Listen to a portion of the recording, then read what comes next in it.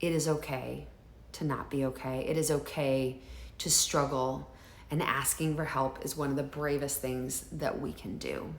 Hi friends, Sarah Sims here, singer, songwriter, and mental health advocate living in Nashville. And if we don't know each other, I would love to change that. As someone that has been on YouTube for a very long time, I put my music up, I put music videos up, but I haven't really been able to cultivate a community here on YouTube. And that is something that I'm very, very, very interested in doing. So here I am. And I just want to tell you a little bit about my story so we can get to know each other. So I'm originally from Chicago. I lived in New York City for about 15 years. I moved there after graduation of college.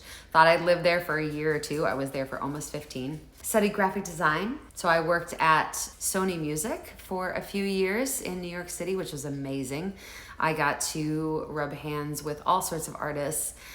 Bruce Springsteen at the water cooler, J-Lo, Nas, just walking up and down the hallways, Dixie Chicks, Shakira, you name it. I rode in the elevator once with the entire Osbourne family. That was a trip. And music. Music is such a big part of my life. So I've played piano since I was 5 years old, violin. I was classically trained in voice. I was in a world-renowned children's choir called the Glen Ellen Children's Chorus that traveled around the world. Music is absolutely what I was put on this earth to do. Enter mental health. Like almost all of us, suffered from a lot of loss and trauma. Lost my mom when I was 19. She was my best friend and my cheerleader. When I first moved to New York, I numbed out for 8-10 years. I struggled a lot with substance abuse, just did anything and everything I could to run away from my feelings. I think that music is something that has shown me how much healing music has brought to me, not only as a singer-songwriter, but just as a consumer of music. I write about the ebbs and flows of love and loss, and music has helped me make sense of the world. The last two albums are very monumental in my own personal healing journey. The Darkest Light, which was written smack dab in the middle of the pandemic, was around my struggles with depression and anxiety. As I was writing this album, it felt like the themes of the album was being experienced at a humanitarian level. This struggle between light and dark, fear and love. And we're seeing that again now, being an election year. Everything that was worked through in The Darkest Light kind of became the central core to how I show up in life. It's understanding the dualities of life and how we cannot have darkness without light and vice versa.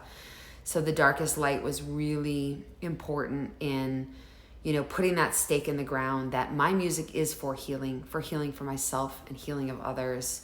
And then that moved me on to my next body of work, which is called I Love You, Keep Going. And it was all the songs that I wrote while I was in residential treatment a few years ago.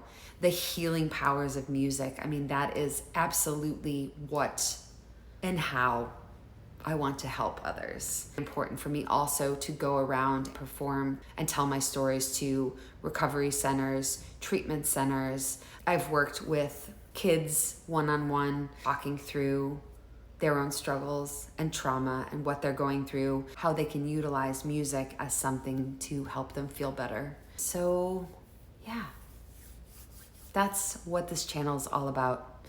Every video that is posted on here, getting to know me, who I am. I would love to get to know you guys and build a really loving and supportive community here. Help lift each other up.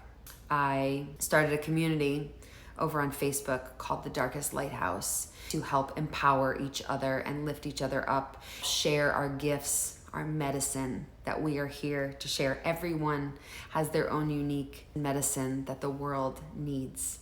And I just want to help be a lighthouse and be a catalyst for those that maybe are struggling mentally and just need a friend, someone to guide them, down their path of their own healing journey. I'm very raw and vulnerable on all of the social platforms that I'm on because I think it's really important to share my stories in hopes that someone might connect with that story and feel empowered to open up or share a little bit of their own, help get out what has been weighing them down for so many years. So, all that said, I'm so grateful to be here.